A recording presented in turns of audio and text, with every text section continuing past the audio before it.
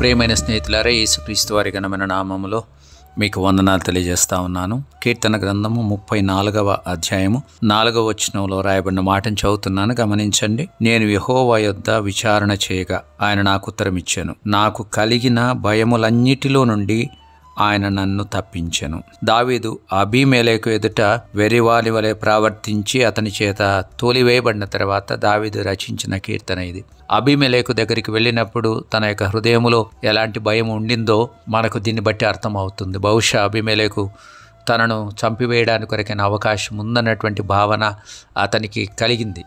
అందును బట్టే అక్కడ వెర్రివారుగా ప్రవర్తించడానికి దావీదు వెనకాడని పరిస్థితిని మనం చూస్తున్నాం. కానీ దేవుడు ఆ భయంలో నుండి కూడా ఆయనను విడిపించినటువంటి పరిస్థితిని మనం చూస్తాం. బహుశా దేవునికి ఆయన ప్రార్థన చేశాడని మనం నమ్మగలం. ఎందుకంటే 4వ వచనంలో ఆ మాట వ్రాయబడి ఉంది, నేను యెహోవా యొద్ద విచారణ చేయగా ఆయన నాకు ఉత్తరం ఇచ్చాను అన్న మాట అక్కడ మనకు అనిపిస్తుంది. కాబట్టి దేవుని ఎదుట విచారణ చేసినప్పుడు దేవుడు ఆయనకు ఉత్తరం ఇచ్చాడు. ఆయన కలిగిన భయములన్నిటిలో నుండి దేవుడు ఆయనను విడిపించినవాడు. ఇప్పుడు కూడా మన యొక్క దేవుడు సజీవుడిగా ఉన్నాడు. యేసుక్రీస్తు వారు నిన్న నేడు నిరంతరం ఏకరీతిగా ఉన్నటువంటి వాడు అన్న విషయం దేవుని యొక్క వాక్యం మనకు గుర్తు చేస్తుంది. కాబట్టి మన జీవితంలో మనము ఎలాంటి భయముల గుండా వెళ్తున్నా దేవుడు మనల్ని ఆ భయములన్నిటిలో నుండి విడిపించగలడు అన్నటువంటి విషయాన్ని మరొకసారి మనం గుర్తు చేసుకుందాం.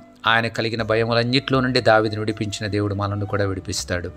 కొంతమందికి మరణ భయం ఉంటుంది, కొంతమందికి రేపటిని గురించినటువంటి భయము, భవిష్యత్తును గురించినటువంటి భయము, పిల్లల భవిష్యత్తును గురించిన భయము, విద్య వారికి ఎలాగ ఉంటుందో అనేటువంటి భయము, వారి యొక్క వివాహాలు సరిగా జరుగుతాయో లేదో, సరైన వ్యక్తులతో జరుగుతాయో లేదో అనేటువంటి భయం, మంచి ఉద్యోగాలు పిల్లలు పొందుతారో లేదో అనేటువంటి భయం, తాము చేస్తున్నటువంటి ఉద్యోగాలు ఒకవేళ టెంపరరీ ఉద్యోగాలు, ప్రైవేటు ఉద్యోగాలు అయితే వాటిని గురించినటువంటి భయం, ఆరోగ్యాన్ని గురించినటువంటి భయం, శత్రువులను గురించినటువంటి భయము, పగవారిని గురించినటువంటి భయము, తమకు మించిన బలము కలిగినటువంటి వాళ్ళు శత్రువులైతే వారిని గురించినటువంటి భయము, ద్వేషించే వారిని గురించినటువంటి భయము, లైఫ్లో ఉన్న అన్సర్టెనిటీస్ ఏవైతే ఉన్నాయో వాటిని గురించిన భయం.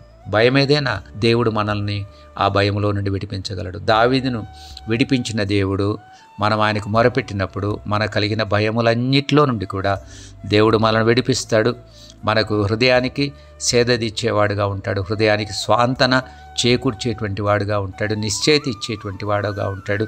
నిబ్బరం కలిగి ధైర్యముగా ఉండమని యెహోషువ 1వ అధ్యాయంలో చెప్పిన దేవుడు మనతో కూడా నిబ్బరం కలిగి ధైర్యంగా ఉండమని చెబుతున్నాడు. కాబట్టి ఆ ధైర్యం తెచ్చుకొని మన యొక్క జీవిత యాత్రను మనం కొనసాగించగలుగుతాము కాక.